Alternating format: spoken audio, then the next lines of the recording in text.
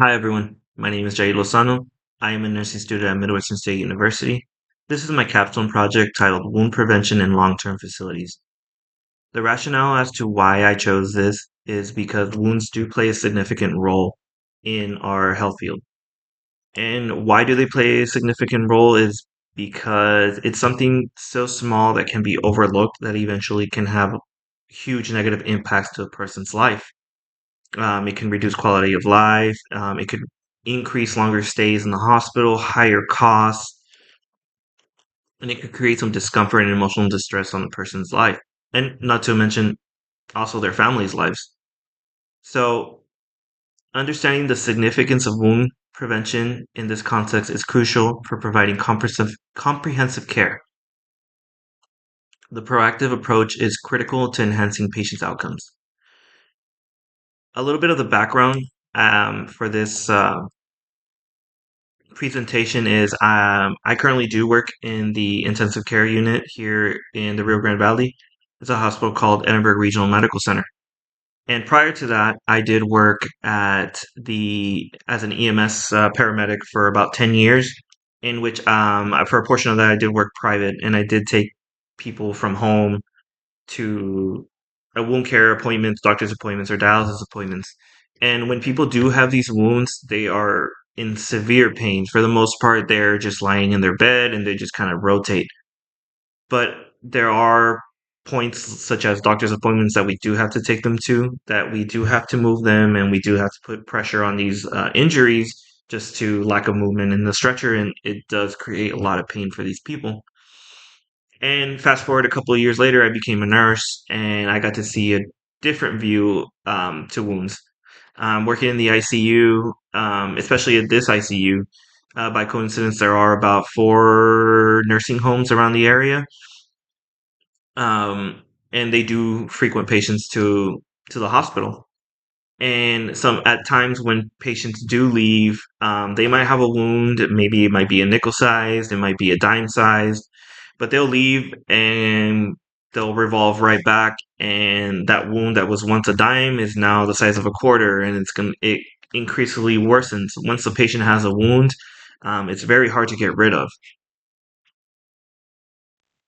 So that's why I aimed this project towards long-term facilities because they do deal with residents who are very limited on mobility, are typically bedbound, and are very, very high risk for high pressure ulcers or high risk for pressure injuries. And at times, it could be nursing homes that just maybe don't have insufficient staffing.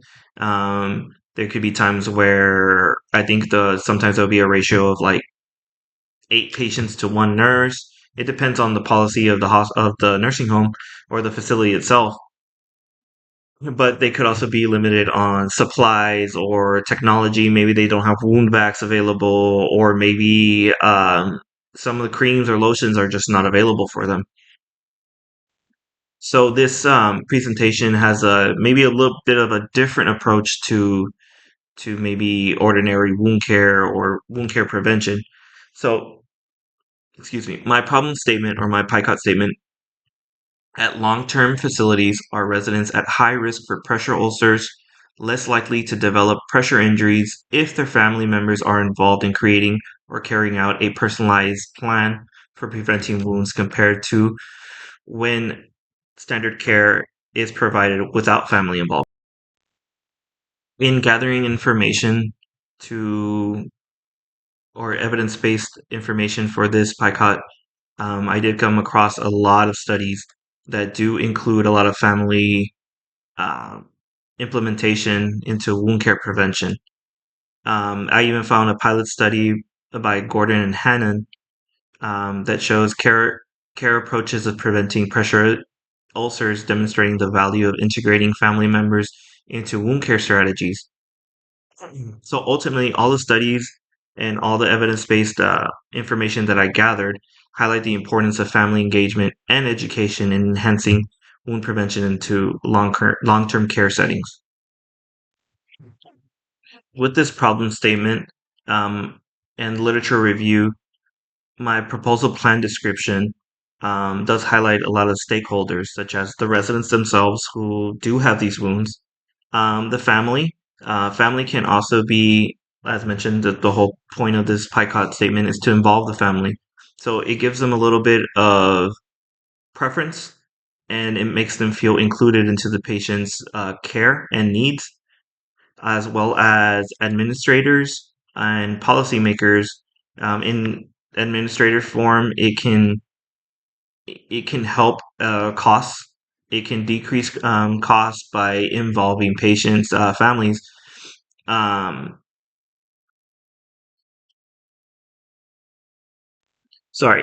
it can decrease costs and increase higher ratings for funding, and it could also create some satisfaction with the facility itself and just make overall family and patient happy. Um, and it could also help healthcare providers such as these nurses or physicians in that if they are overwhelmed at one point, the family is educated enough to where maybe they don't have to do wound care themselves, but they can just turn the patient or they can offload the patient. And it does alleviate some of the stress of the nurse to have to um, run from one patient to the next to rotate. Well, families are just kind of just there, or at times families just come out and ask, "Hey, can you turn my family member?" When I mean they can be educated to help turn as well. There are a lot of benefits to this proposed plan, in that it does create, as I mentioned before, tailored care for the family.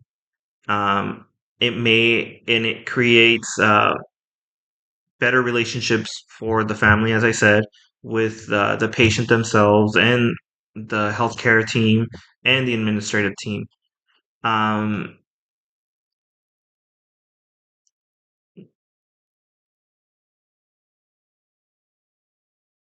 in order for to create this implementation, in order to create this implementation, I was helped by MP there at the hospital. His name's Joe Alexander Flores, and he does have a couple years working in the wound care unit at the hospital I currently work at. And in order to implement this idea, we have to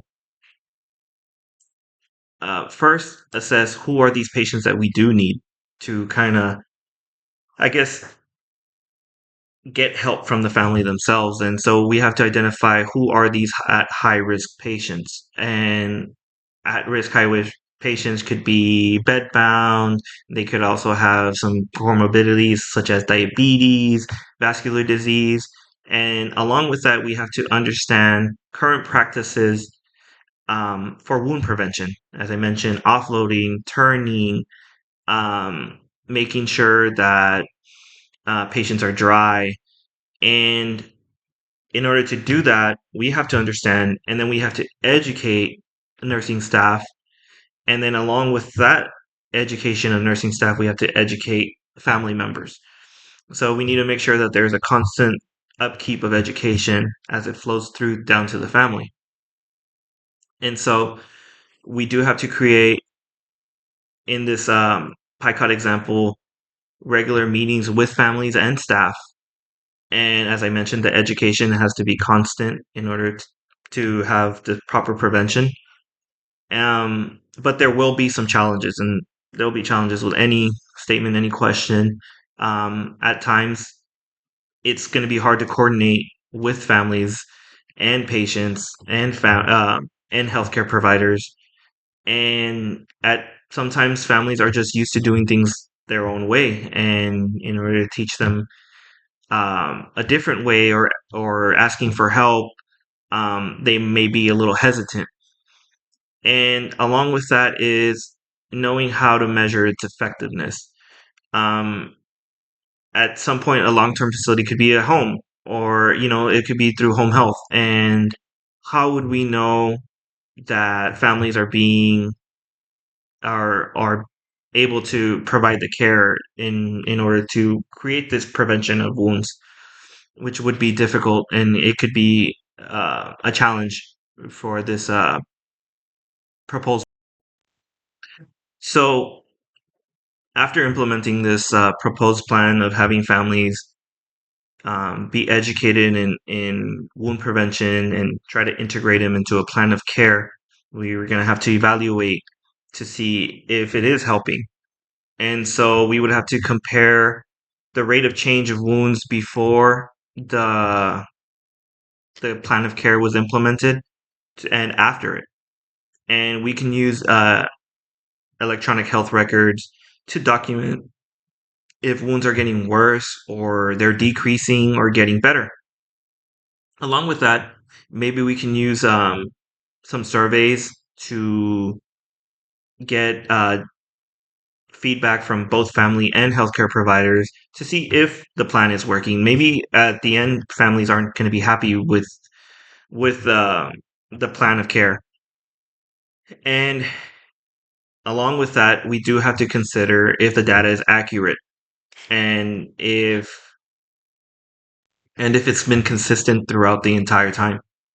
All these little changes, such as changes in staffing or changes in policies or changes in medical equipment, can have an outcome, a different outcome, or can sway the outcome of our proposal.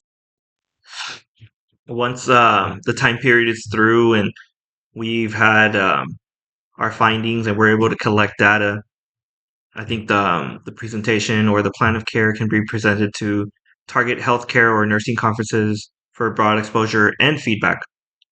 We can also engage professionals through online or uh, personal workshops.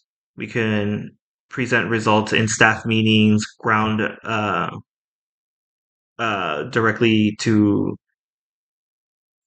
patients and patients' families as to maybe they'll want to partake into a similar plan of action. And eventually, it could be taken to obtain CE credits, such as with the uh, American Nursing Association. And so, in order to get accreditation to submit proposals, I also feel like if we are able to interview experienced professionals such as Joe Alexander Flores, the wound care MP who was able to help me devise this plan of care and implementation and kind of guide me through.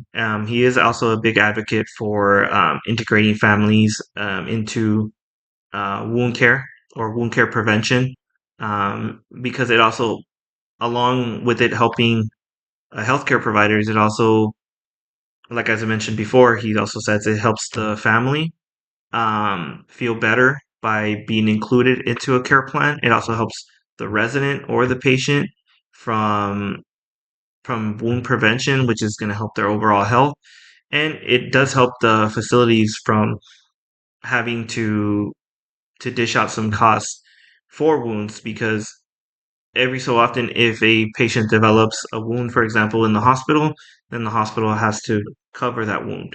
And so, if we're able to educate families um, prior to hospital admissions and they're able to help rotate these patients and help offload these patients, then wounds can be prevented. And then, if they do happen to go to the hospital, there's no wounds and they continue the turns, and patients will continue to have overall better quality of life. So, in order to summarize this whole presentation, um, my whole outline is to be proactive in help integrate families in into wound prevention and to create personalized plans, enhance staff training, and to overall reduce pressure ulcers, into to create a better overall quality of life for people. I would greatly appreciate your feedback. Thank you for listening.